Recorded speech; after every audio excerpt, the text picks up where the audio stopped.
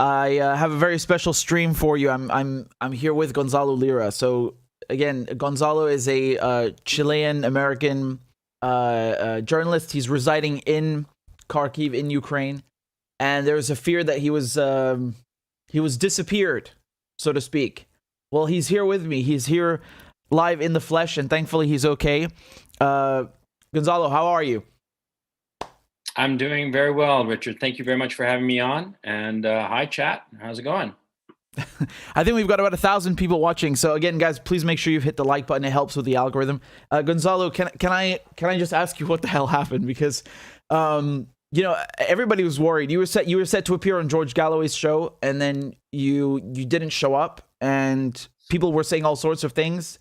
You yourself, you said that if we don't hear from you within 12 hours, that you've likely been picked up by the SBU, which are the Ukrainian security services. Is that what happened? Were you picked up by the SBU? Yeah, that's exactly what happened. And legally, for the time being, I can't discuss the period from the time I was detained. I was detained on April 15th at around, I do believe around 1:20 p.m., roughly around that time. And I cannot discuss in any detail whatsoever that period, that lost week, if you will. I can say that they sent 8 guys that were heavily armed. Oh, really? That's kind of flattering. Yeah, me, middle-aged, unarmed, and 8 heavily armed men. Yeah, I felt, very flattered. But no, seriously, Wow. I can't talk about it. I actually signed a document that I understand that in the law in Ukraine during a period of investigation, you can't discuss anything that has gone on during this period of time. And so I am going to abide by that rule. So this is like an NDA, a non-disclosure agreement, it's a sort of... During the time of the investigation until a final sentence is handed down, yeah. But Gonzalo, I'm confused. I thought Ukraine is a shining liberal democracy. They don't come and arrest journalists. What are you telling us? This is interesting. This is really interesting. You mentioned. See, it's public knowledge. It's public knowledge that the Zelensky regime has in its power Viktor Medvedchuk, who was the opposition leader. Now, for those viewers who don't understand the significance, it's sort of like if say Boris Johnson had Keir Starmer arrested. I wish, but Okay. No, I'm kidding. But I understand. You know what I'm saying? Or if Joe Biden just put I don't know, Trump under house arrest or something like that. I mean, like really outrageous kind of behavior that does not square at all with this picture that Zelensky is this paragon of this paradigm rather of democratic virtue. I mean, the guy, just a few weeks ago, he outlawed every opposition political party. Last year, and the year before, in 2020 and 2021, he shut down all of the opposition news channels. Right. And he has, his goons have persecuted opposition journalists, have disappeared them. A problem that is going on right now is that, you see, Ukraine is a country of 45 million people before the conflict. And rough estimates are that roughly 1/3 of that population people have been displaced.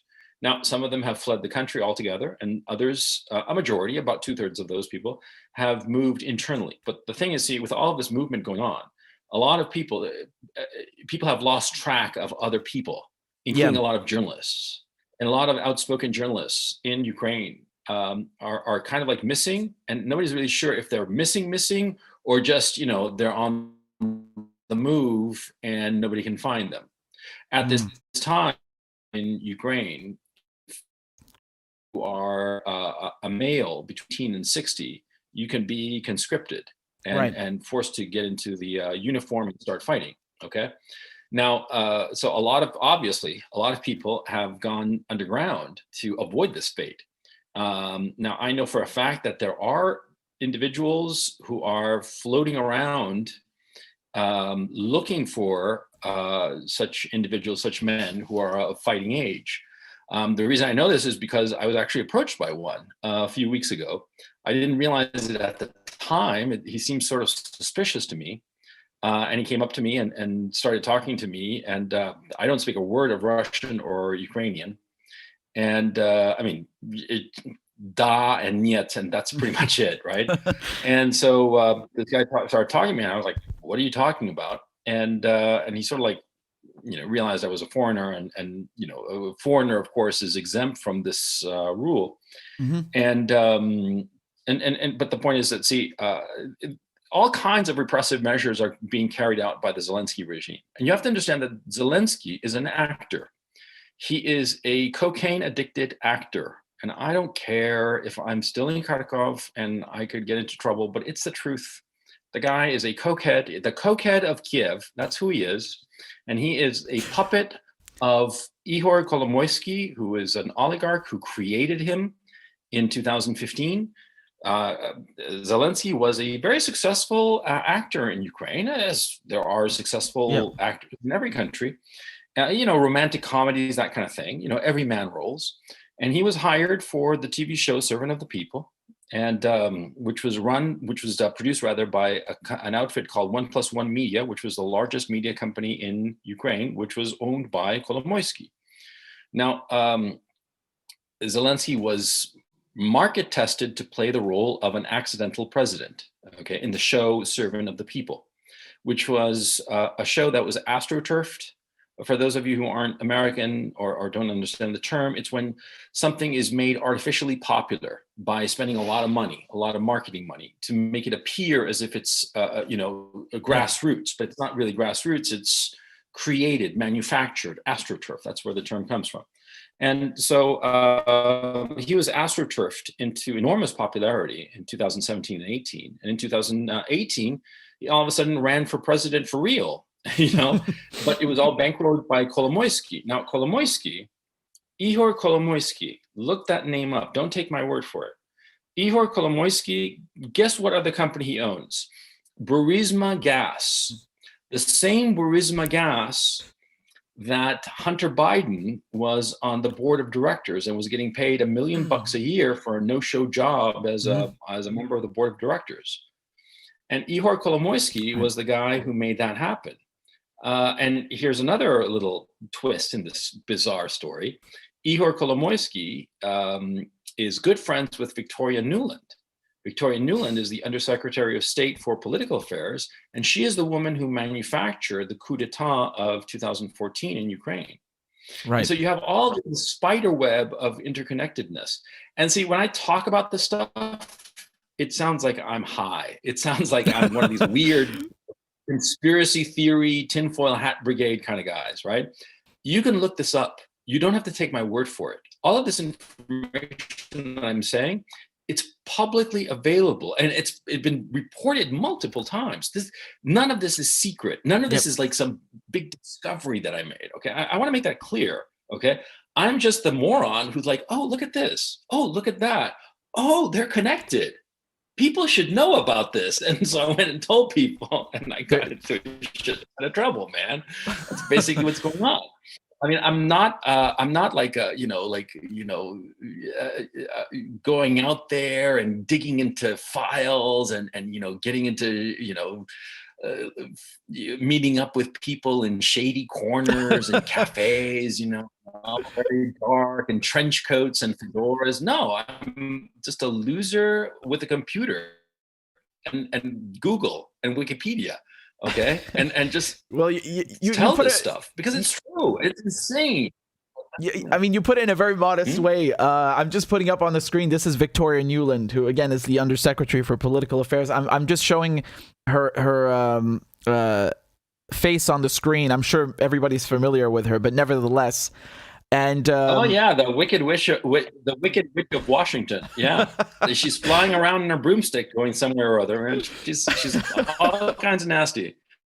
But look, you got to understand all of these relationships. Oh, and I haven't even started talking about the other stuff. See, Kolomoisky, he is a Ukrainian Israeli Cypriot oligarch. He got his money by all kinds of shady ways, including using organized crime and muscle to beat the shit out of anybody who objected to what he was doing. I mean, simple as that. Okay.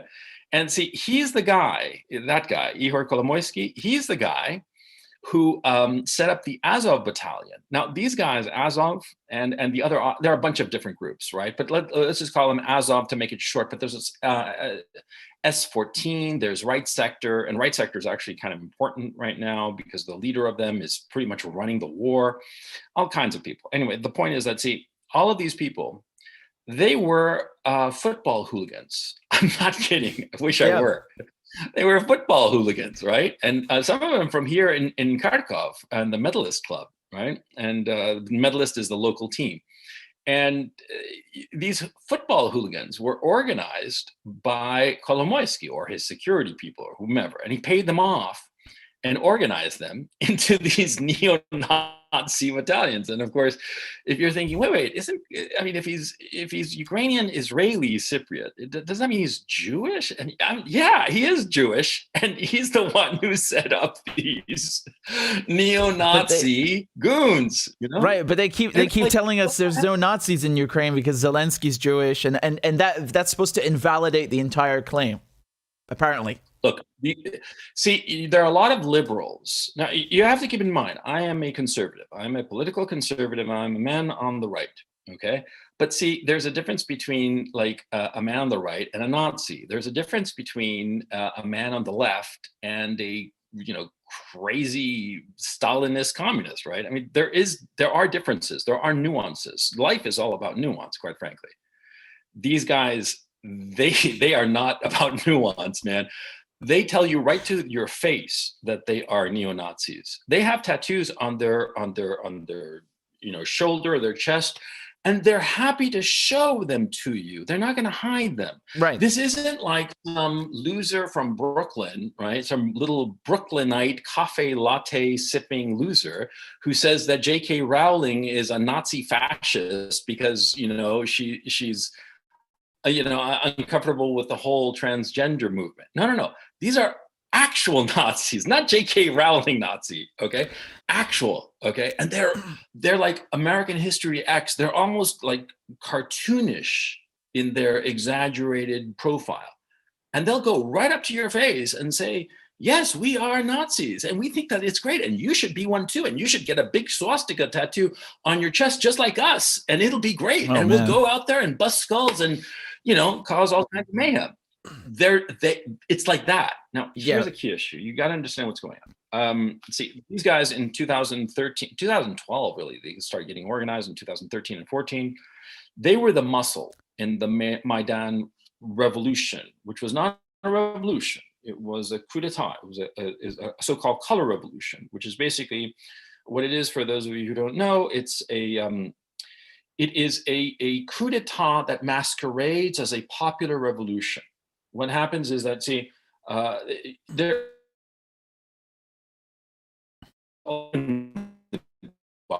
doesn't matter what, food goes up, the price of gasoline, whatever.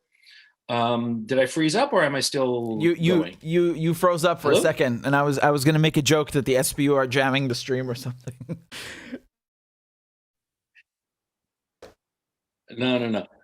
It's because of the video. The video eats up bandwidth. But anyway, the point I'm trying to make is that you see I lost my train of thought. Oh, in 2013, the color revolutions, okay, as they are traditionally applied, what happens is that they use an actual event that's going on that causes popular discontent, and they're the steroids of that popular discontent. And they turn up the volume, and they use the popular discontent over this specific issue, which might be perfectly legitimate, by the way, but they amp up the tension and the violence.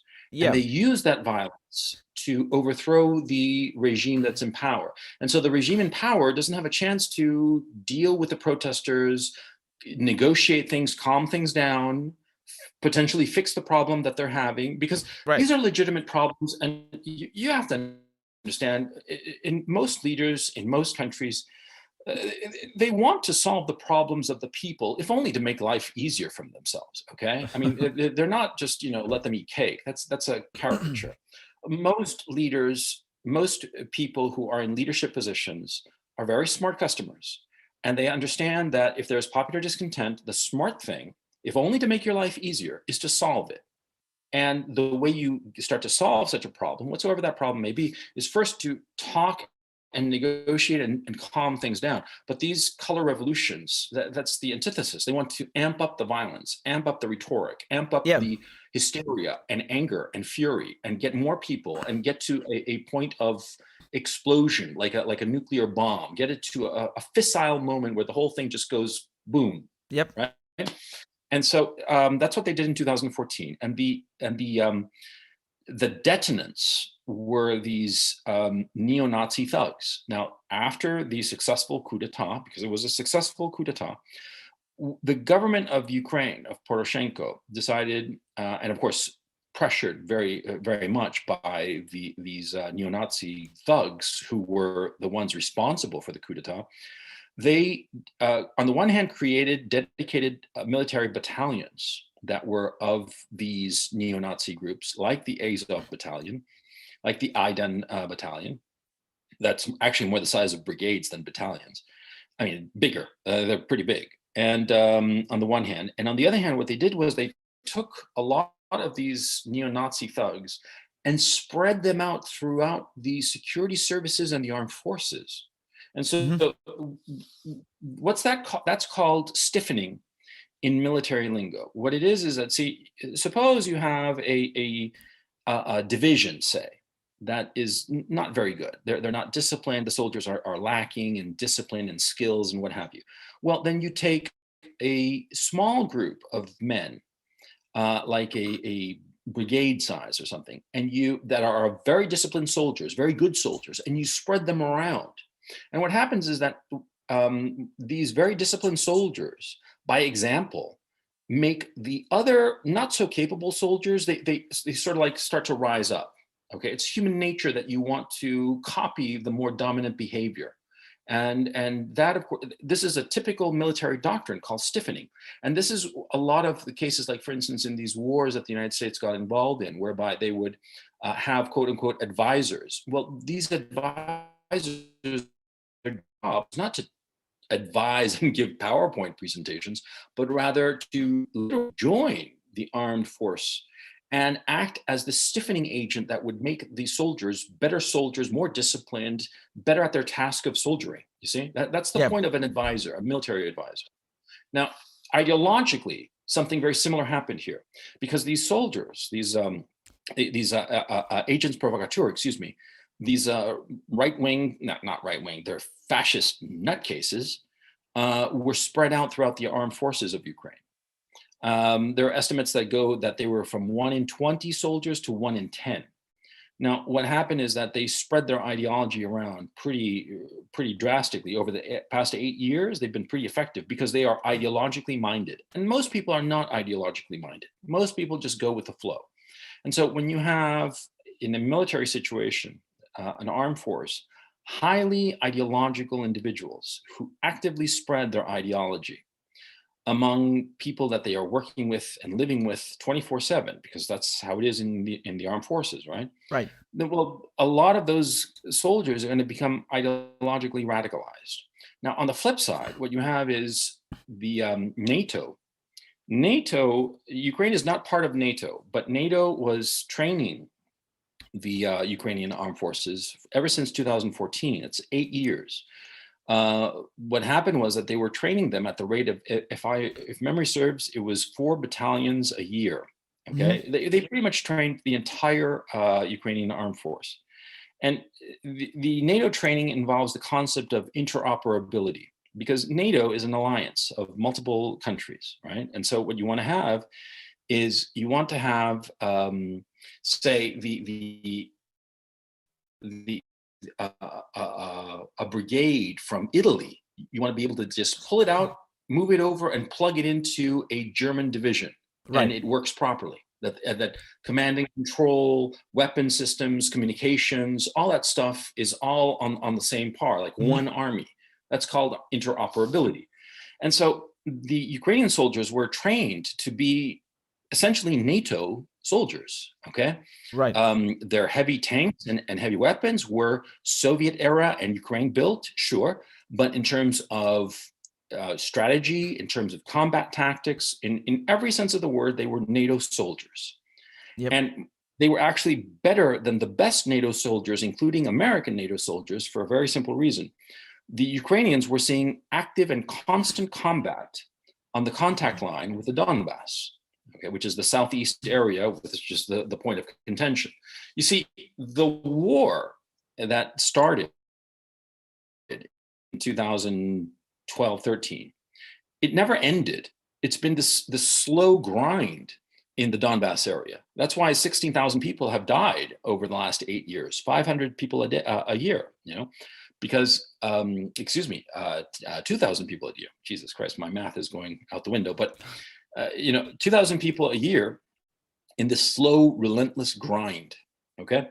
And so these soldiers that are NATO trained, highly ideological, I mean, neo-Nazi, no question. I mean, I have to insist, it sounds insane in this day and age, but this is how it is.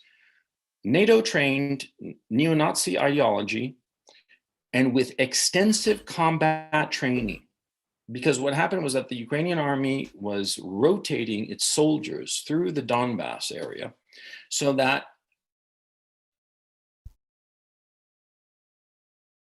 We've lost Gonzalo for a second.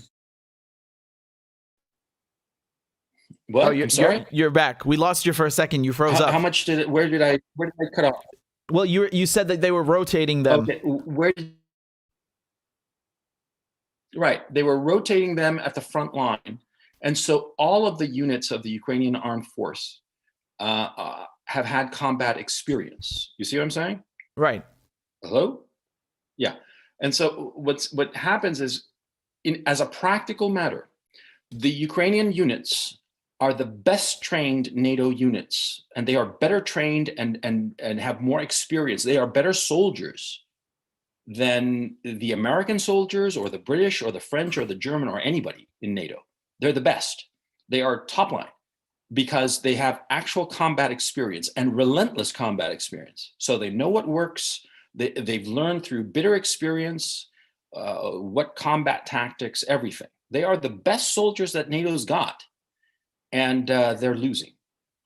And there's no other way to put it, okay? And they're losing pretty badly. Well, Gonzalo, I want to say a few things over here because sure, sorry, I've been ranting. Sorry about that. No. It's very, very good and very informative, and you nailed it, if I may say so, in summarizing each point. The thing with the color revolution, I mean, how you said that they create this atmosphere where everything comes to a climax and it just explodes, and there are legitimate problems. This reminded me of what happened in Syria. Right, because the sort of Arab Spring you saw in Tunisia and Egypt, that was like actual mass mobilization. The thing you saw in Syria and Libya, that was much more orchestrated. And again, there are legitimate problems in the country, but when you have Al Qaeda running around, ISIS running around, and they're using weapons funneled to them by the CIA, that's not a civil war or shall we say a grassroots uprising. So I just wanted to say that there's a parallel there, and of course it's the same actors behind it. And when you just going back to NATO, it's very important that you mention this stuff, because people are under the impression that, well, Ukraine never joined NATO, so this idea that Russia has a security concern is rubbish, and it isn't rubbish, because as you just said, they're not only trained for interoperability, but they're also battle hardened. They have the experience, and now they have all of this weaponry gushing in. Just yesterday morning, Biden approved $800 million. So now Ukraine has received just as much, if not more, weapons than Israel, which is the top cumulative recipient of military aid since World War II from the U.S. So now $3.4 billion from the U.S., 1.5 billion euros from the EU in weaponry. I mean, this idea that they're not part of NATO is frankly ridiculous. And why do you think? Why do you say they're losing, despite the fact that they're so well trained? Okay. The reason that the Ukrainian, how can I put this? You got to keep in mind something. See, I'm an old fart with a slight pot belly and a double chin, and I'm completely out of shape. Okay. Now, if I get into a boxing ring with Conor McGregor, he's going to beat the shit out of me. Okay. Do I want him to beat the shit out of me? No, I want to win, of course. I mean, like, Right. I mean, I'm me, and I don't want me to suffer. I want me to win, of course. Okay, but if I'm looking at it realistically, Conor McGregor's going to win, man. Come on, what the hell are you talking about? He's got more experience. He's got more everything going for him, right? I might be taller than him, and I might be heavier than him, but my heaviness is all fat, and my height advantage and reach advantage is going to be nothing compared to the incredible experience that he brings. And so, as a realistic assessment, see, I'm not denigrating myself, and I'm certainly not saying that I'm less of a man than Conor McGregor. He's a human being as I am, and I think that we're both equal in as human beings. But in this particular issue of like the both of us getting into the ring, he's going to win, and that's a realistic assessment from me, his potential opponent. Okay, I'm saying this as a prelude to what I'm saying here is that, see, the Russians have more men. They have much better technology, much more sophisticated technology than the Ukrainians possess. They are also, frankly, they are better led on a military level and certainly on a political level. And so they have a very clear idea what they're doing. They have a very clear of how to do it. They have the men and the equipment to do it. And so it was sort of like inevitable that they were going to win. And the fact is, on the first day, they took out all of the important things. They broke the communication lines of communication between Kiev and all of the outlying units. Communication, military communication, has been a patchy thing for the Ukrainians. And a lot of times that's why you see some random stunt like that missile that destroyed essentially the Moskva, and that very daring raid, and I would say heroic raid on the oil tanker on the oil facility in Belgorod by those Ukrainian helicopters. I mean, I've spoken to some helicopter pilots before that incident, of course, and they told me that night flying and low-level night flying is the scariest thing imaginable because you don't see anything until it hits you right in the face. So all kinds of balls it took to do that stuff, right? But those are random, uncoordinated attacks. They're not. There isn't an overall defensive strategy on the part of the Ukrainians, let alone an offensive strategy, because the ability to carry that out, that kind of overarching defense and eventual offense, was destroyed by the Russians on the very first day, along with destroying their navy, which would have been peripheral in this particular fight, but also their air force. See, the Russians really came in and knocked out the key supports of the Ukrainian armed forces at the very beginning. And at the very beginning, on the day of the invasion, I happened to fly in on the day before, on February 23rd. I still have I just discovered earlier today the ticket stub, my flight ticket stub from the flight. I arrived on February 23rd, and on February 24th, I was walking around the center of Kiev in Krishatik Avenue, which is like the big, central avenue there. And, no Russians. And they were saying that, like 30,000 Russians had come in. And I was thinking, and I don't have any military experience. I've never been in the army or anything. I was thinking 30,000 soldiers for a city this size, because Kiev is huge. It's like Boston or something. It's one of these big spread out cities, okay? And since land is cheap, there aren't that many towers. It's spread out, right? And so I was thinking that's way too few men to capture a city and let alone control it. And so it was pretty obvious, I mean, to me at least, and I didn't have any experience, that they had no intention of capturing Kiev. And later on, talking to people who are very knowledgeable about the military, who served themselves, they said, look, no, it's a very standard battlefield tactic of pinning down enemy armed forces. You attack with a relatively small force of, like, say, 20, 30,000, and you pin down a force multiple sizes of that, 2, 3, 4 times as big, because they're there, they see you coming, and so they're scared, or not scared, but they assume a defensive position, and so they don't move. Right. And so that's what the Russians did in Kiev. There was no battle for Kiev because Kiev was never in play. The whole point of it was a feint to pin down a large piece of the Ukrainian armed force, while the southern front was another approach. And you have to think of it in a flexible way, because what was going on, there was multiple lines of attack, going into Kiev, going out of Crimea into Mariupol, going out of Kiev into Kherson, another line, of the Donetsk People's Republic and the Lugansk People's Republic Army, attacking forward and sort of like holding on to the Ukrainian armed forces in the east, and that proved to be very important, because that was the main battle group on the east of the country. Well, on your hand, it would be like, I guess, over here, yeah. But anyway, you get my point.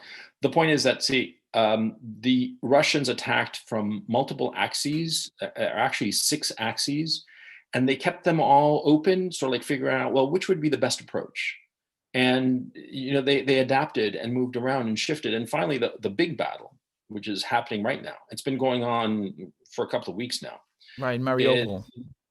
No, Mariupol is that's old news. That's been old news for at least 3 weeks.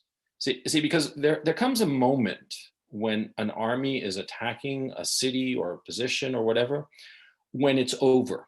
Okay, it's just a matter. It just becomes, it's like when, in the movie, right? They reveal the murderer. The movie's over.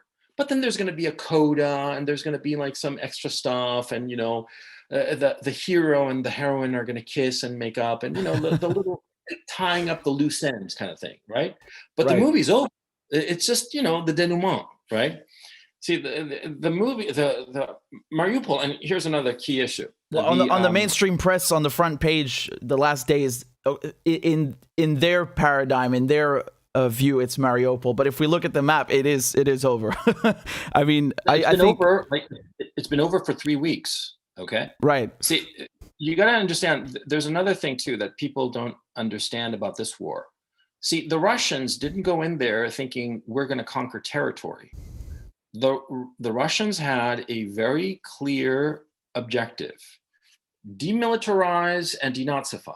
Right? Now you think that's lip service. No, that's what they were doing. And when they say demilitarize, what does that mean? It means neutralizing the military ability of Ukraine. Mm-hmm. And what does that mean? Well, it means that you're going to either destroy the Ukrainian armed force or get them to surrender. Okay, that's the goal of when you say demilitarize. Okay, yeah. And so they're not interested in capturing cities. They're not interested in capturing territory. Right. They're interested in demilitarizing, which is destroying the military capability of Ukraine. And of course, this is a tragedy because the military capability of Ukraine is 250,000 men. And these are young men, the flower of the nation. And their destruction, their defeat is going to cause inconsolable misery to all of these families. Yep. And even the survivors are going to carry scars with them that will haunt them the rest of their lives. And they will always feel this terrible weight of being, part of an army that lost, a losing army. It's a brutal psychological defeat for any man. And forget about the death, okay? And death of young boys who are like 20 years old, who've got their entire lives ahead of them, okay? And the thing is, see, the Russians, they came in soft. And people don't want to admit it, and they want to say all kinds of stuff, but it's true. The Russians came in soft. They didn't come in heavy. Compare it to Iraq. That's all I'm going to say. Yeah, look at how the Americans fight a war. The Americans, roll up with their planes. They destroy everything. Every piece of civilian infrastructure. Right. They turned the whole city into rubble. Tens of thousands of people die. Hundreds, if not millions of people displaced. And then they roll in with their tanks and they act like conquering heroes, like, oh, look, we conquered this country. No, it's a mopping up operation after you destroyed it. Yep. See, the Russians had no intention of doing that. On the very first morning of the Russian invasion, I'm walking downtown Kiev. There's no explosions going on. There's nothing getting blown up. Okay, I was there. Don't tell me otherwise. Okay, there was no battle for Kiev. That's bullshit. Okay, because the Russians, they were tiptoeing into the country, and they were pushing for negotiations because they wanted a negotiated settlement. And what finally ended any possibility of a negotiated settlement was the Turkish meetings with the Zelensky regime in Russia. They met in Turkey. The Turks trying to be the mediators. Did I blank out? No, you're still here. Okay.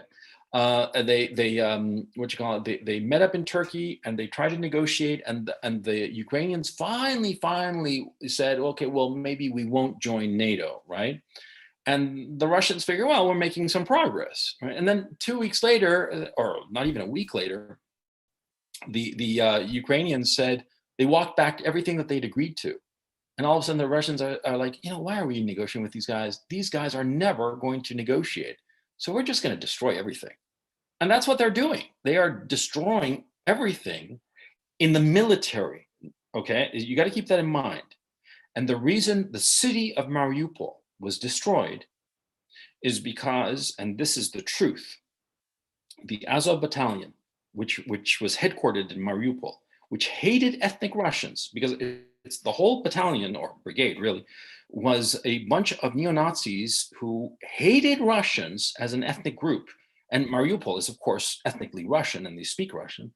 They were stationed there, and they used the population, civilian population, as human shields. They put their heavy weaponry between the apartment towers and complexes. They used hospitals as staging grounds. They used people. Yeah, that's what we've been hearing, and not just in Mariupol, by the way. Yeah. Okay, and I can tell you about Mariupol from personal experience. I know a young woman from Mariupol. I met her last year, and she has family, her parents and aunts and uncles and whatnot, in Mariupol. Okay, she actually grew up in Mariupol, but left for university and so forth. Anyway, the point is that, she was telling me that her parents were reporting that Azov battalion was shooting at civilians and intimidating them into not getting out of the basement where they were taking shelter. That's somebody I know personally, okay? I know her first name, last name, and I know that she's not lying to me, okay? And that's the truth. And her story is being repeated in countless other accounts. And people are saying, oh, that's Russian propaganda. I have no doubt that the Russian propaganda organs are using these stories, but it doesn't make them false. See? I mean, Joseph Goebbels could say that the sky is blue. Yeah, well, he's a propagandist, but does that mean the sky is green? That he's lying? Come on. Right. I mean, just because a propaganda outlet is using something that's factually true does not mean that becomes a lie somehow. Yeah, I mean, excuse me, I got something on my. Don't worry.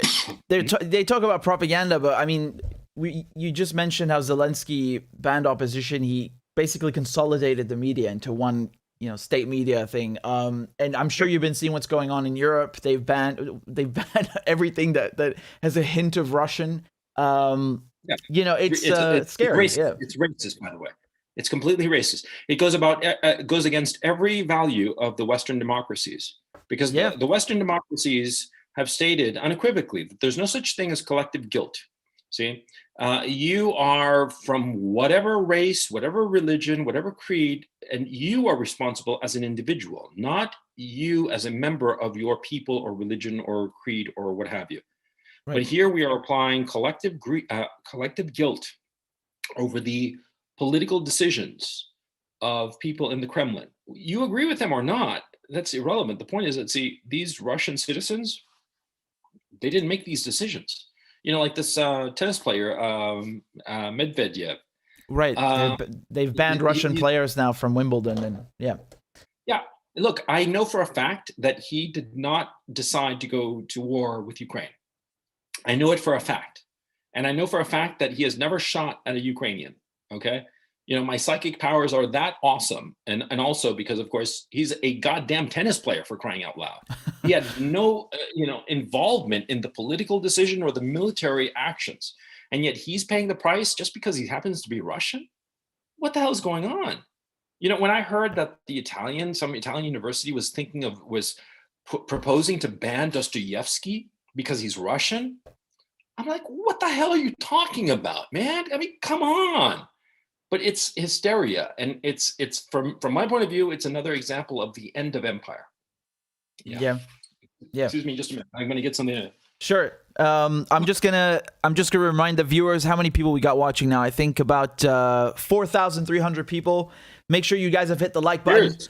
Again, we're discussing touchy political subjects that the algorithm doesn't like, so it really helps to hit the like button or just comment, interact with the video in some way. And like I said, we've got Gonzalo Lira with us. He's residing in Ukraine, in Kharkiv, and he went missing for basically a week now, right? So April 15th. And last week, yeah. Yeah, it's been a week now. And he got picked up by the Ukrainian Security Services, the SBU. He can't talk about it because he's been forced to sign something until the investigation is... Yeah, because the law in Ukraine is very clear that during an active investigation, you cannot discuss the proceedings of it until it's concluded and a sentence has been handed down. And since I'm in Ukraine, I'm going to abide by Ukrainian law and by the Ukrainian legitimate authority that has told me this. So that's where I am. Gonzalo, I want to ask you something. Your accounts, your laptop, your phone, your YouTube channel, do you have access to these? No. Why don't you have access anymore? Were they taken from you? Yeah, but beyond that, and the passwords were all changed. So you were forced to give the passwords? No, they figured out how to break into my phone. Okay. I don't even know. I thought that you were, I had an iPhone. And I thought the whole point of iPhone was that it was unbreakable. Well, can I ask what model you have? I'm just curious. What? Can I ask what model it is? I'm just curious if it's one of the later things or XR. Okay. Well, I'm sure they've given them Pegasus or some other tools from the Americans. I'm sure that more sophisticated law enforcement, intelligence services have all kinds of equipment, and they don't have to bother with the user. And I know for a fact that they'd broken it in because I was able to examine it briefly. Well, I don't want to get into it. Okay, but just to be clear, everything that's been posted from those accounts, that's not you, starting from April 15th. Yeah, and none of the, if I actually haven't examined them carefully, okay? I looked at them, I glanced at them, and they seem not to have anything extra, okay? I don't know if anything has been deleted, okay? Like on my Telegram channel, I posted thousands of stuff on my Telegram channel. So I have no idea if anything got deleted. I wouldn't be able to keep track of it. And nothing seems to have appeared, but if anything does, just know that I haven't posted until further notice. At this time, I only have one online outlet, which is my Twitter account. It's Gonzalo Lira 1968, all one word. And Richard, I'd appreciate it if you posted in the description or something so that people know where to reach me at this time. Right, I'm pulling it up on the screen right now. So this is the new account, right? As you said, at Gonzalo Lira 1968. This is the new Twitter. So there's actually a couple of guys who were faking being me. One was actually pretty accurate. He actually sounded kind of like me. Really? But he had lousy spelling. Yeah, I'm kind of like a Nazi about the spelling. Right. So yeah, that's how people were like, yeah, it sounds like him, but the spelling, man. And yeah, there was like safe and save that you had mixed up and some other stuff. And yeah. Can I ask you something? There are a bunch of people. I'm assuming these are Azov Battalion who claim that they had you. I'm sure you've seen these tweets by now, but look at this. They were posting on Twitter saying if anyone knows where Gonzalo Lira is. I don't want to see that. Can you turn it off, please? You can't get into that.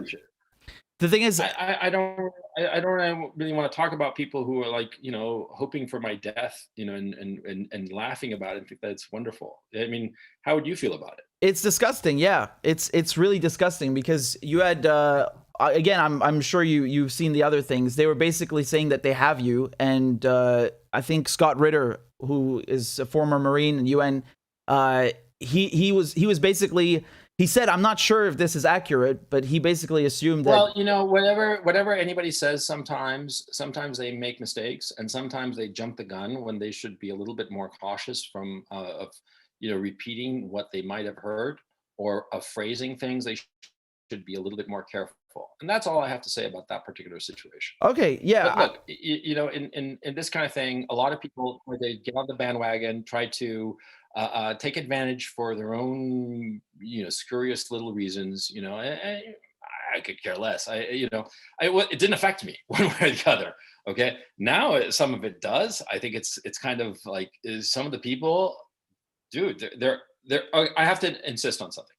There were tens of thousands of people who sent such wonderful and kind wishes. I could never repay them.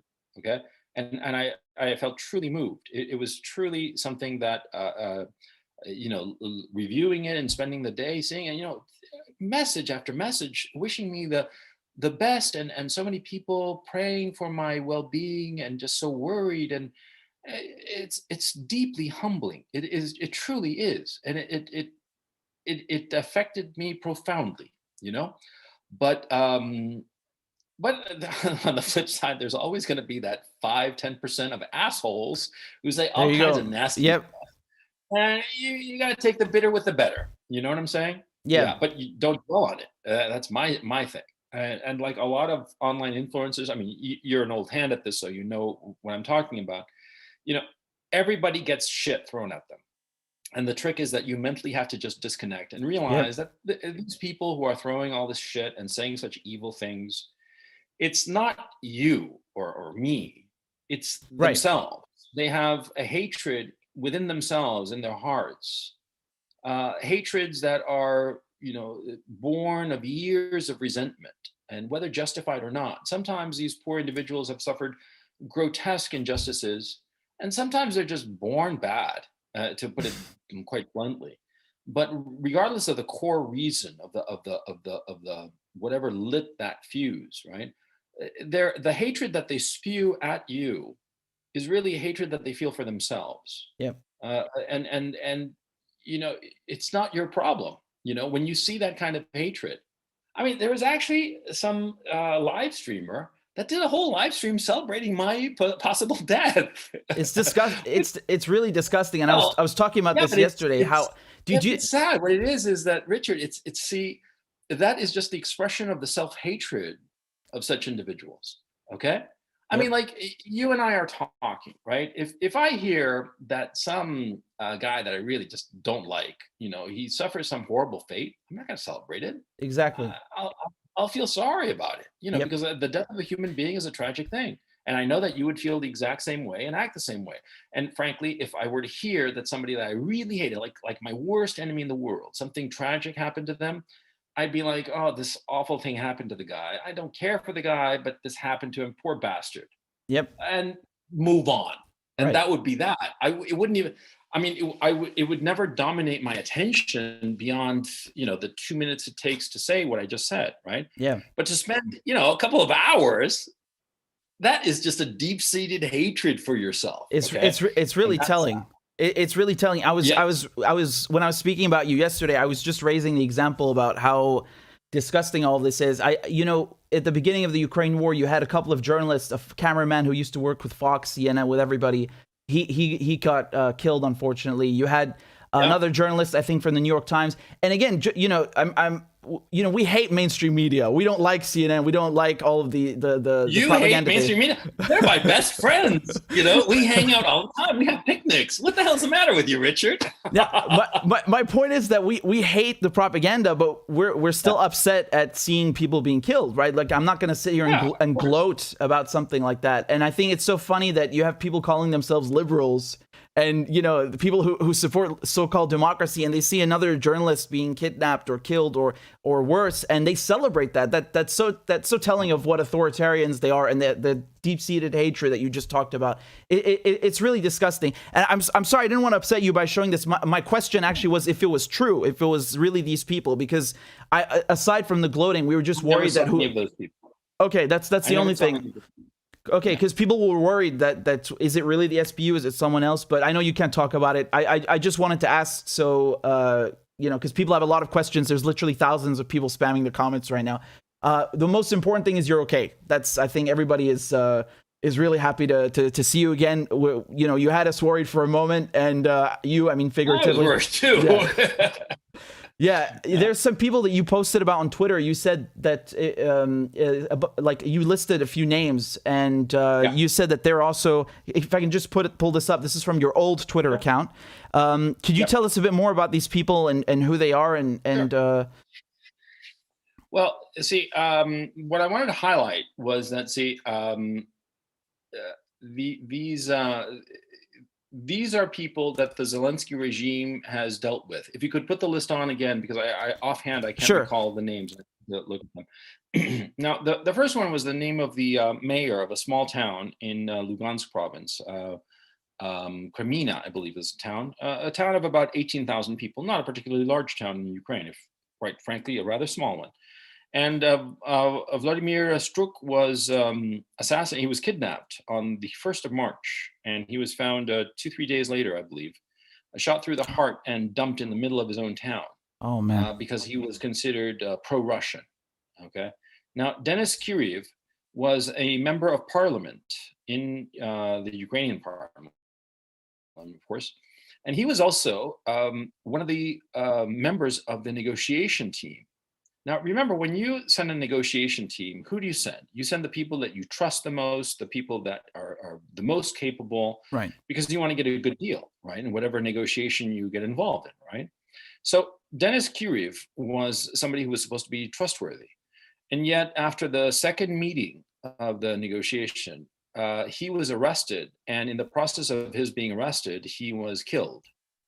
It's unclear if this was a deliberate assassination or if his security people resisted, or the whole situation is unclear. But what is clear is that Denis Kiriev, who appeared in pictures of the first couple of negotiation meetings with the Russians that took place in Belarus, well, Mr. Kiriev was killed, and in very bizarre circumstances. Now, Mikhail and Alexander Kononovich are.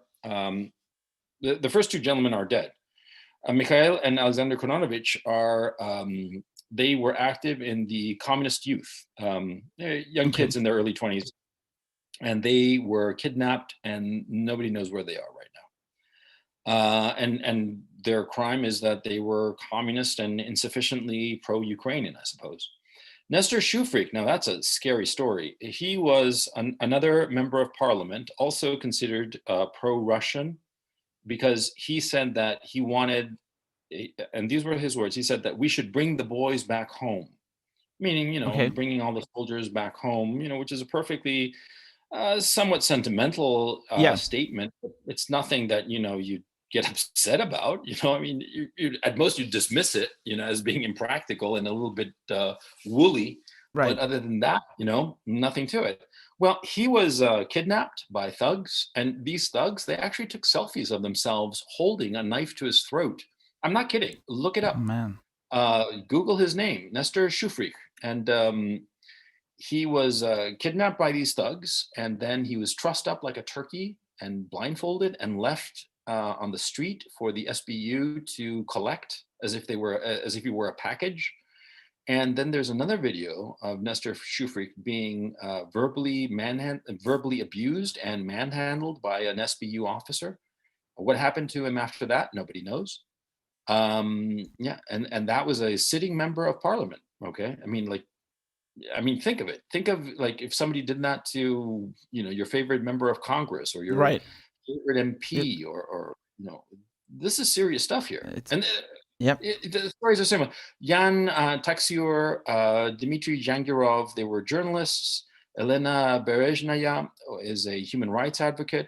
and they all have similar stories. Look them up. Don't take my word for anything, okay? Because I'm sort of stupid and I make a lot of mistakes. And so it's, there's Google. So just copy paste and go to Google and you'll see all this stuff that I'm telling you, okay? I mean, Yep. you don't have to believe me, okay? That's the point I want to say. You should never believe anybody. You should use the old Reagan adage: trust but verify. Okay, if I Yeah, say it's true. something, yeah, if I say something and you say, "Wow, that sounds goddamn outrageous," I'm going to look it up. Take the 2 minutes, because what'll happen is this: see, either I'm right and I'm telling you the truth, or I'm lying to you and telling you some bullshit, right? And so what'll happen? Either way, you benefit, because if what I'm saying is true, then you're going to get a clearer picture of reality by the confirmation that you pursue by way of Google. And if I'm bullshitting and lying, you'll be able to say, no, Gonzalo Lira is just bullshitting and lying. It's not this way, it's that way. Okay. Either way, you benefit. Okay. And that's all you have to do. It takes 5 minutes. Okay. And don't take my word for anything. And the stuff I was telling you guys about Victoria Nuland and Ihor Kolomoisky and all this stuff, Yeah. where Ihor Kolomoisky is this godfather figure who controls Zelensky and Hunter Biden. And of course, Hunter Biden, he goes to Ukraine all the time, right? You think that they didn't give him coke and hookers and they didn't film the shit out of those coke and hooker sessions? Yeah. Goddamn right. Yeah, they did, right? And they have got that the Russian word kompromat, Exactly. compromising information. And you don't think that they have that on Hunter Biden? And by the way, since Kolomoisky and Victoria Nuland are buddies, don't you think that Kolomoisky would have passed some of that compromise to Victoria Nuland so that she can get her way insofar as the Biden administration is concerned? Certainly possible. I mean, It's not beyond the pale. Yeah. But let me rephrase that. It's the reasonable inference, okay? I mean, like, look, you, Richard, and me, right? You and I are working together, and I've got this John Smith fellow who's causing me all kinds of problems. And you, Richard, you tap me on the shoulder and say, "Hey, Gonzalo, guess what? I got pictures of John Smith's kid snorting coke and doing hookers or doing underage children or God knows what. I'll give you this, and I'll scratch your back and you scratch mine, and you'll be able to screw over this guy." I'll be like, "Sure, no problem, of course." I mean, with nefarious people like this, people of low morals or no morals, quite frankly, of course they're going to do awful things like this. In Washington, D.C. and Whitehall, it's really not that far fetched. The thing is, come on, to go over to something that intimately, the whole Julian Assange issue. Julian Assange, he's being tried in the United States, and correct me if I'm wrong, he's being tried in the United States on espionage charges. And yet Julian Assange, as far as I know, is an Australian citizen. He is. Who has never lived in the United States. And I don't think he's stepped in the United States in decades, probably. He went there once on holiday. He never worked or lived there. Yeah. And number two, I'm pretty sure that he didn't steal this information. So he wasn't a spy. He got this information like a legitimate journalist and published it. But he didn't spy to get it, and he's not an American citizen, so he's not committing treason, and the crime was committed by other people, if you want to consider it a crime. And so why is he being tried on the Espionage Act? Riddle me this, Batman. I mean, what the hell is going on here? Yeah. Right? It's just low people using brute force power. Now, I would suggest, this is going to be controversial, but I would suggest to your listeners to read the 2007 speech that Putin gave at Munich, okay? Whatever you think of Putin, that he's like, Hitler version 2.0 or a saint, it doesn't matter. That speech is actually one of the most important speeches in the last 30, 40 years, because it lays out the fact that the future is multipolar, and this kind of unipolar brute force approach cannot endure. And whatever you think of Putin, whatever you think of this war that he started, but it's more nuanced than that because everything is more nuanced, right? But whatever you might think of him, the speech is really on the nose insofar as discussing the problems where when you have a unipolar world, rather, you have the propensity for hyperviolence. and a complete lack of nuance and understanding, and a complete inability to compromise and negotiate and reach solutions that benefit all. It in a unipolar world, everything becomes black, white, Yeah. us, them. And we good guys, them bad guys, them bad guys destroy guys. It's crazy crap like that. Yeah. And that's what's happened, and I think it's a disaster, and it's a tragedy, because in the West we are betraying everything that we believed in order to enforce this unipolar world that is so incredibly unjust and wrong.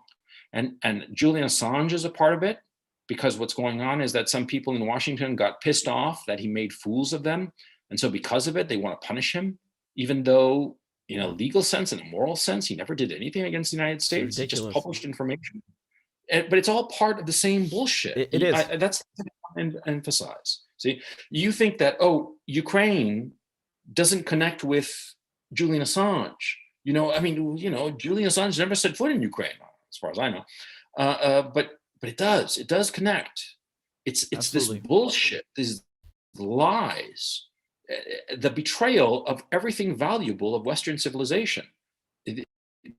Yeah. Because you see, Western civilization is based on specific principles of human behavior, human rights, human dignity.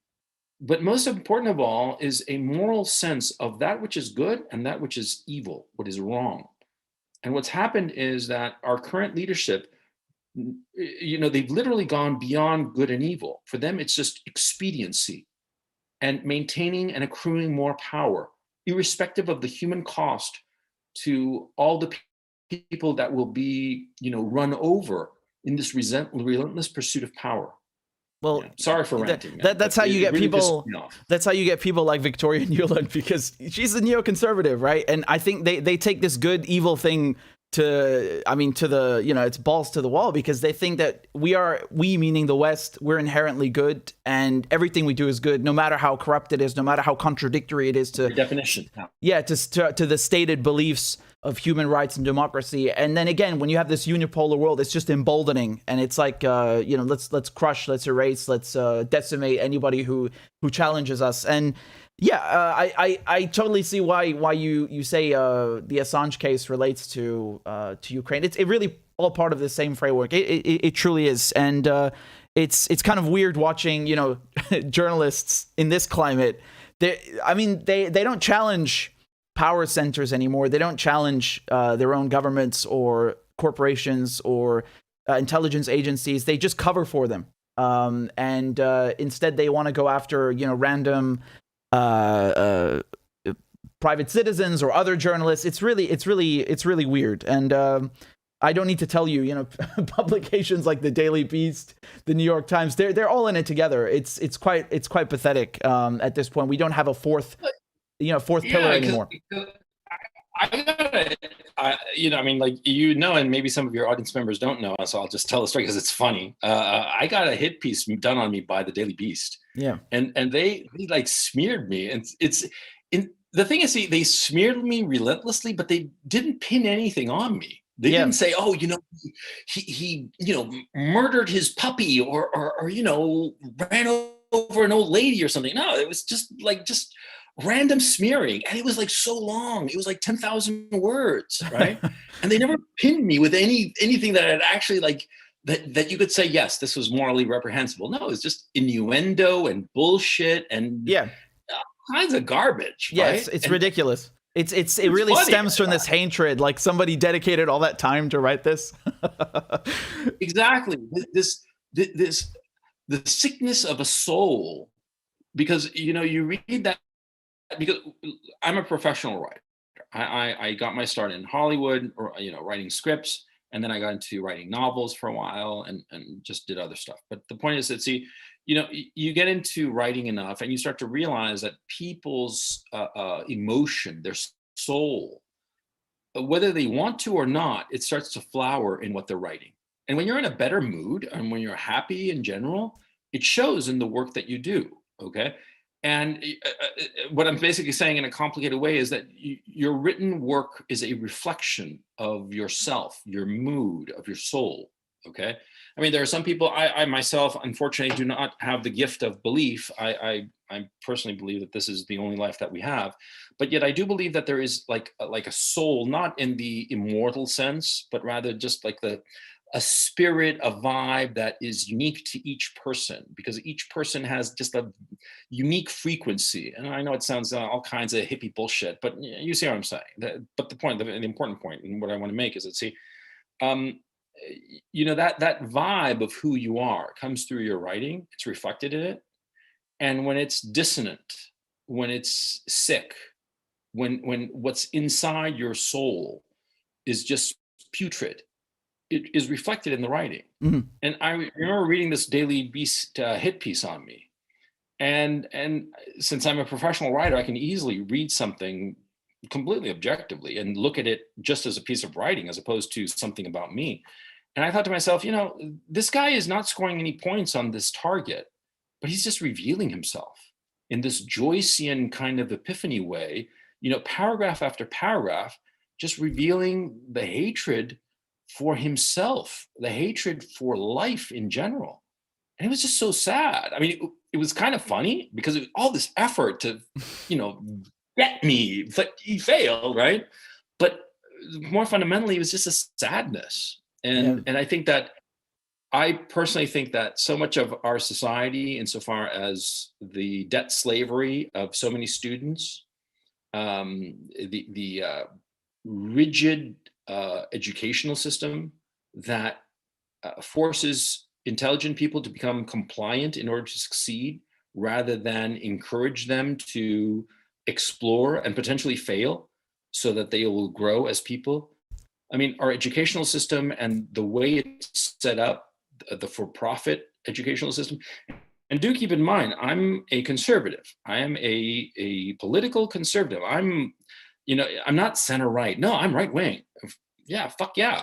But I think that the educational system, which is usurious, has severely damaged our society because it forces people to go into enormous debt to pursue professions that they might not be suited for. Yeah. But the profit motive is superseded the educational motive to such an extent and to such a degree that the only people who are hurting are the products of this educational system. They end up with a mountain of debt, hatred in their hearts because they cannot pursue the things that they truly want because of this debt. They can't start a family. They can't buy a home of their own. They have to pursue occupations that they hate in order to pay their monthly nut of their educational loans. And on top of that, if they just pay the monthly minimum, the loan actually grows because of the interest. And so it's just horrible. It's a vicious cycle. It It's says here very on my screen vicious. that my internet.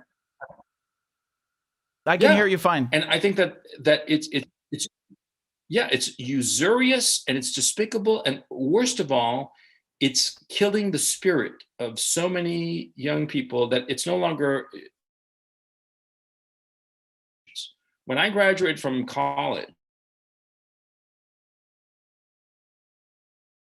I was worth of debt. It was at that time, and this was 1995. 18 grand. And today, you graduate with $200,000 worth of debt, no problem. And it's a fucked up system. It has to be, and the only people who benefit are administrators and bankers. Yep. And I can tell you, by the way, I'm one of the evil capitalist pigs who has invested in student loans, because student loans are bundled and sold as bonds. They're incredibly, what? The government is backing those bonds because all those student loans are guaranteed. You can't discharge them, and they're 100% safe. And of course, they're giving you. So it's the perfect deal. So capitalist pigs like me make money off this shit. Okay, you got to understand that the system is incredibly pernicious, and it gives these terrible incentives, and the only people who benefit are the people with money or the administrators, and that's the tragedy of it. That's true. I don't know if I cut out, by the way. You did cut out slightly, but I understood the essence of what you're saying. It's quite predatory, if we can say, that you model something like education. Dude, it's fucking vampire squid to your face, dude. Yeah. It's like alien face hugger. Okay.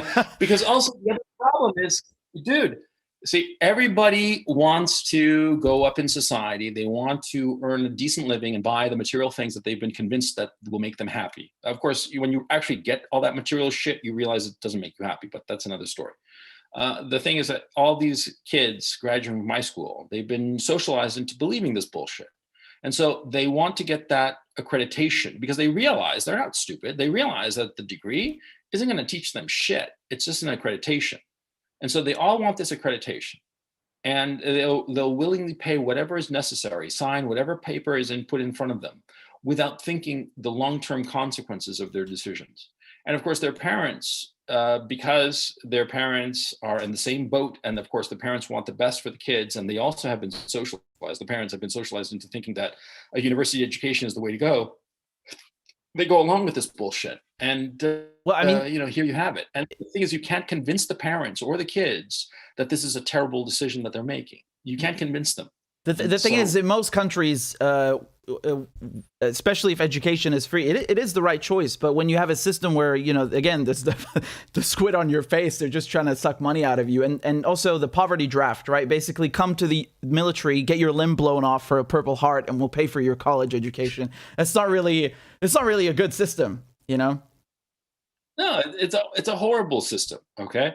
But, look, the only thing that's going to change this system is a collapse of the system, because there are too many people who have too much skin in the game to let it fall apart. Okay, like take the administrators at the universities, right? They're making so much damn money with all their stupid programs and their stupid administrative bullshit going on. But they make so much goddamn money that, of course, they're not going to turn it off. Of course, they're not going to dial it back. They're going to keep on, and they're going to keep on doubling down. And so you're going to have this, you have this university system where right now it's more administrators than professors or teachers. And the professors and teachers get paid shitloads less than the administrators, and the administrators, oh man, they have nice offices, they have nice salaries, everything is hunky-dory for them. So the people who are actually doing the work, the teachers, they're getting screwed as well. Yeah, exactly. And like, for instance, I went to an Ivy League school, and I was already seeing it back in the early 90s, and I've heard it's become much worse, where you have the very few tenured professors, but you have a lot of these visiting scholars and visiting professors and shit who do the grunt work of teaching, right? Mm-hmm. And what happens with the system? They pay these visiting or associate professors. They have different names for them in different places, but basically they're a professor who comes in for a couple of years, teaches a few courses, maybe 2 years or 4 years, and then gets the boot out. And they get paid very little. And so the department's budget is able to be shrunk because they're not funding tenured professors who are better academics, right? They're funding these, these low-level professors who hopscotch from university to university throughout their career, spending 2 to 4 years in each university, but never getting on the tenure track, and therefore never having any kind of job security. And so these academic journeymen, for lack of a better term, right, they do the grunt work for shit pay. And that's how they can shrink the budget of each department. And what happens when they shrink the budget of that department, that extra money, that extra layer of cash that's saved, it goes to administration. It goes to bullshit, it goes to all kinds of programs. Like diversity programs and shit like that. The thing is, right now, how much more fucking diversity do you fucking need, man? Well, Biden sent $800 million for the Ukrainians yesterday morning, and I think that speaks volumes about the priorities. Where it's basically like, screw Americans, and the EU saying the same thing about Europeans, like screw our own people. We're going to give this money to a bunch of Nazis so they can have javelins. It really speaks volumes about the priorities. Like let's not invest in infrastructure or the worst part. The worst healthcare. part about that. The worst part of that in terms of weapons and armaments and stuff like that. See, all that shit, the second it crosses the Polish-Ukrainian border and gets to Ukraine, the Russians are going to know exactly where it is, and they're going to wait until it gets to a great spot with a lot of other weapons, and then they're going to blow it sky high. They're going to just, send a Caliber missile or 2 or 3 or 5 or however many it takes, and just blow that thing sky high, no problem. And because they do that all the fucking time.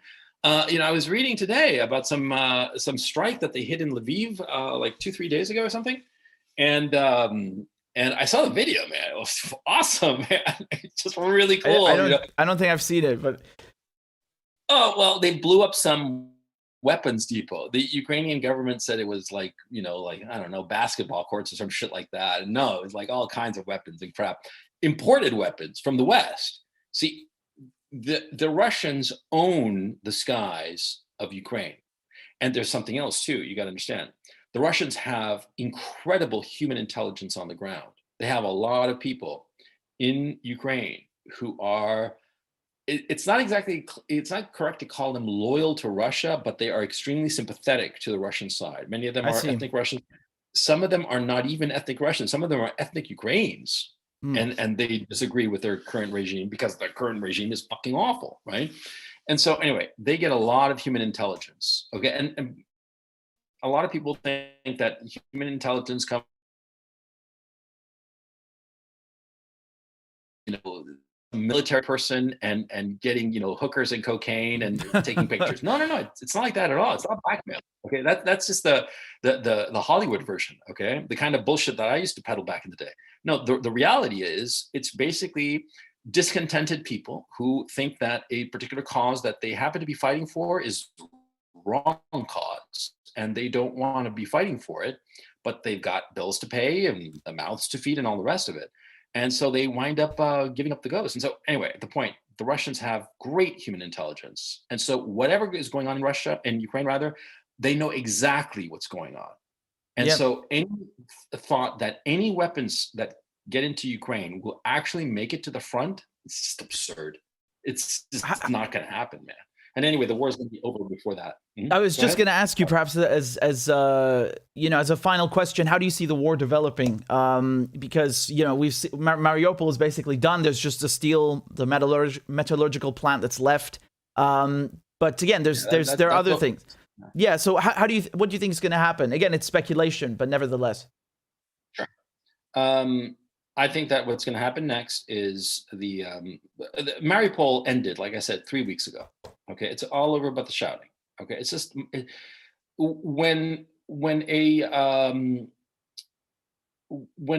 military confrontation, there's no longer any doubt about the outcome. It really becomes a police action. Okay, where you have one force which is policing the area and trying to restore order by eliminating the threat of violence, the threat against that order. Okay, Mariupol ended about 2-3 weeks ago. It ended.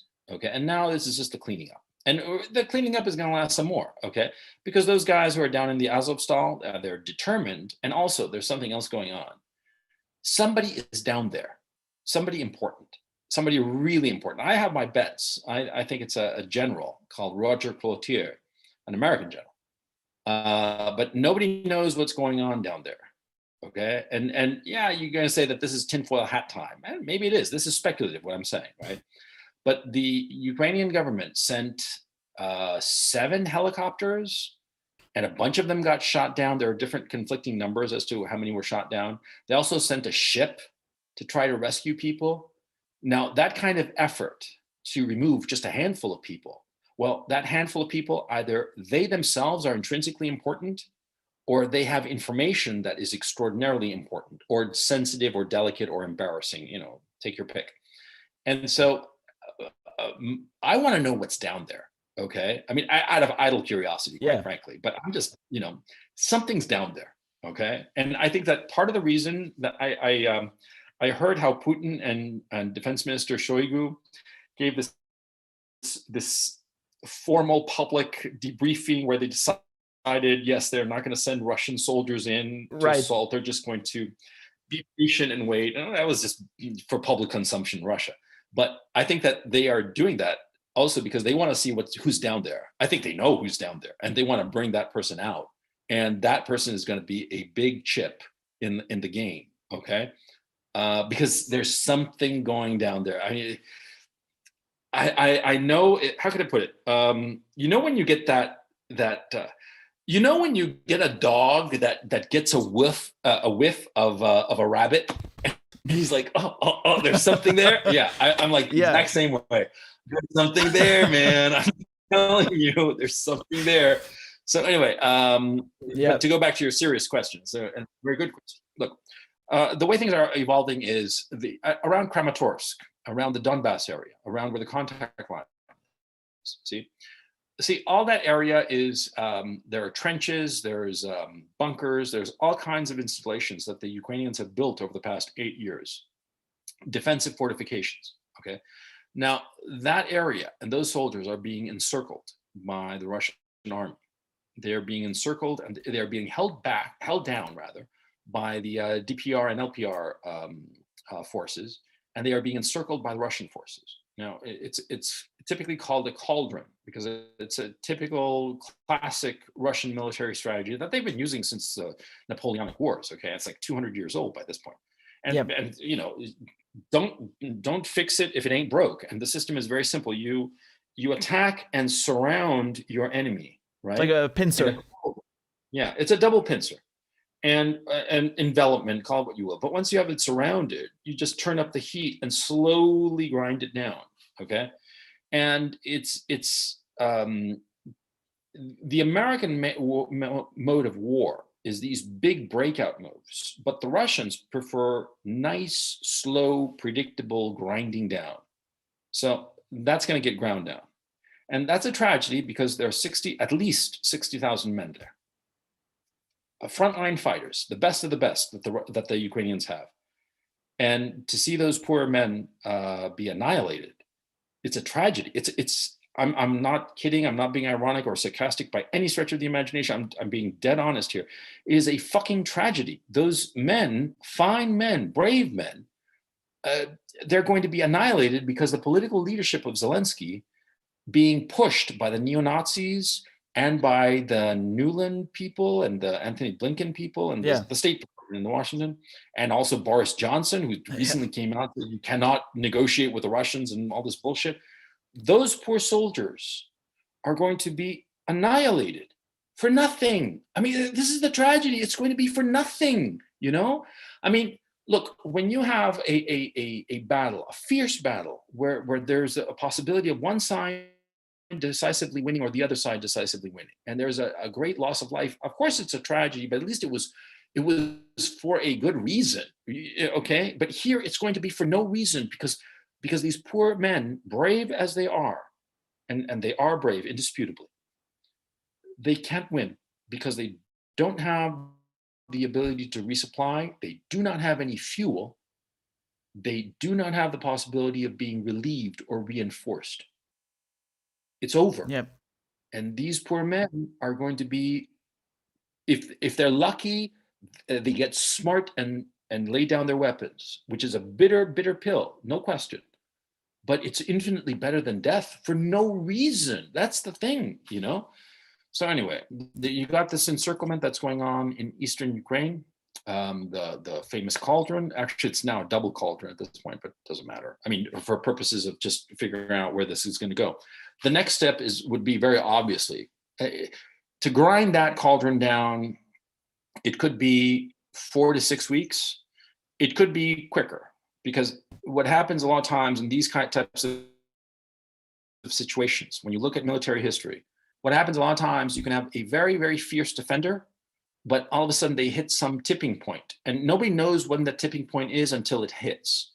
And just all of a sudden the morale of the entire army collapses, and the whole thing is like a sandcastle that just collapses, you know, all at once. And it's over. And everybody knows it. It's like and you read accounts of it in World War II, in the different armies, that they were fighting and fighting and fighting and fighting, and suddenly one side or the other realized we can't win, and it just collapses. You know, it's that sudden and abrupt. Okay, and when that happens, everybody's sort of like, oh, it's done. Oh, well, it could be that this lasts, like I said before, 4 to 6 weeks, or it could be that all of a sudden this sudden morale collapse happens earlier and it's done. Let's hope for that, because it will reduce the loss of life, the needless loss of life. But assuming it doesn't, you're talking 4 to 6 weeks of this encirclement. And then the Russians are going to turn their attention to Nikolaev, and that will be fairly fast. And what I would guess is that they'll turn their attention to that and they'll really hit it hard at first. I mean, this is assuming that any kind of organized resistance still remains in Nikolaev, right? It could be that Right. the people who are at Nikolaev, they see the catastrophe of the Donbass encirclement and realize, we're done. Okay. And so there are a lot of factors, but the order would be the encirclement, then turn west to Nikolaev, then probably turn east again to Kharkov, where I am, and just take it. And then very clearly, once that's done, rather than go to Kiev, it would be a mad dash to the west, because you have to keep in mind that, see, in the middle of the country, there's no soldiers. It's empty. It's just cows and wheat fields, okay? Because everything is either around Kiev, around Kharkov, around Nikolaev, or in the Donbass, okay? So once the Russians have this thing in hand, it could be just a mad dash and they get to Lviv and they capture Lviv, okay? And I think that they're never going to invade Odessa. Odessa Yep. is a historically very important city for the Russians. And for various psychological and historical reasons, they don't want to touch it. And so I think that what they're going to do is just encircle it and wait.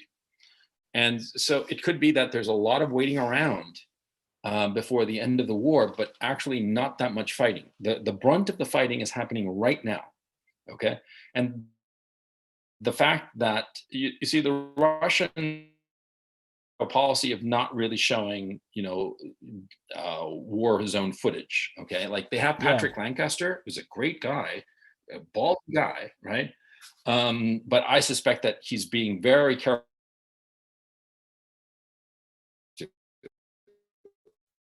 Sorry, you cut out for a second, Gonzalo. See a lot. Okay. That footage include that. Oh, okay. Sorry about that. You're back now. Well, I can't control it, so I don't know why I'm being sorry. Okay. No, but what I was saying was that where did I end up? Where did I get cut off? Just about 30 seconds ago, you were saying that I think with Patrick, you started explaining about him being carefully. Oh yeah, Patrick Lancaster, who's a ballsy guy. I mean, that guy has got balls. He's a real journalist. Okay, I mean, he's somebody to pay attention to. And if the world were straight, he. Am I still there? I went blank. Okay. So anyway, the point I wanted to make is that I think that the Ukrainians are carefully stage managing well, I know that they're carefully stage managing this war, and they're not letting any footage come out of the Donbass encirclement. So that means that things are really, really ugly over there, really ugly. And I just hope that this war ends quickly. Because the sooner it ends, the less life will be lost for no reason. Because we, like I said before, if I get into the ring with Conor McGregor, who are you going to bet on? Me, or Conor? I mean, come on, how it's going to end. Yeah. Maybe I'll put up a really brave fight and make it last a little bit more than 20 seconds or whatever. But I'm going to lose. And there isn't a hell of a lot to be done about it. And it has nothing to do with bravery or decency or anything. It's just the reality of the situation. And we have to we have to put on the big boy pants and look at reality in the face. And the fact that our leadership refuses to do so and instead convinces us that some sort of victory can be won, it is going to kill Ukrainians for no reason. That is what I want to avoid, because needless death, throwing away the lives of young people for a cause that cannot be won, that should never have been fought in the first place, it's just unconscionable as far as I'm concerned. Yeah, it absolutely is. I mean, this is something that could have been resolved diplomatically. It still can be resolved diplomatically, but I think they just, No, they not anymore. well, well, it depends how long they go on for. Because right now, I think for the Russians, it's a question of, no more negotiations. They're just going to force an unconditional surrender, and in that case, that means at the end of the day, Ukraine is not going to be part of NATO, whether they like it or not. And the only people benefiting from this are arms dealers. That's really the gist of it. They're making bank. You saw their stocks. Their stocks are up very good. And they were even saying this before the war started. You got to understand, Richard. See, you have to understand how this works. See, 1 year it's pharma, then the next year it's the weapons manufacturers, and then the year after that it's going to be which industry? You tell me. Well, could be oil, could be I don't know, the banks. Let's give them another bailout. Pick and corruption. choose. The corruption. That's the thing I despise about the system. They're just so damn corrupt. Yeah. Yeah, they are. That's the core issue. Gonzalo, I don't want to keep you too long. I know you probably want to rest after everything. I'm just gonna put up your Twitter, your new Twitter, I should say. Just give me one moment to pull the link up. Here we go. This is Gonzalo Lira 1968. That's the handle. You can see it right here, and I'll post the link in the chat right now so people can go ahead and follow. I got 10,000 followers in a day. That's pretty cool. No, not bad. Not bad. I'm sure they'll increase again, and I hope you get your other accounts back, your YouTube and so on. Do you have any? I hope so. Yeah. Do you have any other places people can follow you, or it's just the Twitter? At this time, that's the only place I'm at right now. I can't even get a Gmail account, so because I don't have a phone, so yeah, it's a bit of a mess, and there are no phone stores open right now, obviously, because there's a war going on. So, okay, so no luck in that regard, So yeah. Okay, well, we'll keep in touch. I'll message you, and this will stay up, of course. And again, thanks for coming on and for everything you do. And get some rest. There are lots of people wishing you well in the comments. I couldn't read them all; it would take forever. So you have to look at them afterwards. But yeah, lots of people wishing you well. Thank you very much. And Richard, thank you very much. It was a pleasure. This is the first time we had interacted, and I'm sorry if I ranted too much. No, it's fine. It's great. It's great. It was very insightful. Oh, thank you very much. That's very kind of you to say. And to chat, take it easy, chat, and I'll catch you guys next time. All right. Take care. Bye-bye, mate. Have a good one. Bye.